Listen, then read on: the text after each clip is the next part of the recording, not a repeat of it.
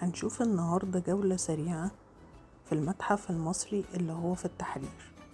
ده كده الملك توت عنخ آمون، دي حتشبسوت. طبعا شايفين جمال ودقة التماثيل. دي من أطول البرديات، وفي طبعا برديات أطول.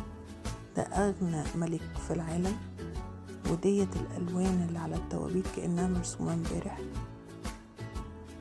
ديت قطع من بازار اللي هو خارج المتحف، لكن بصراحة عجبني شكلها، حبيت اوريها لكم. دي منظر الالعاب اللي كانت بتلعب زمان زي الشطرنج.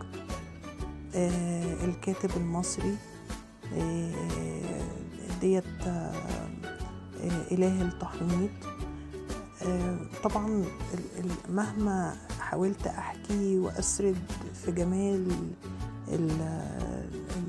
التاريخ المصري القديم مش هقدر اوفيه. دي لمحة سريعة، ان شاء الله هنزل لكم فيديوهات فيها حكايات واسرار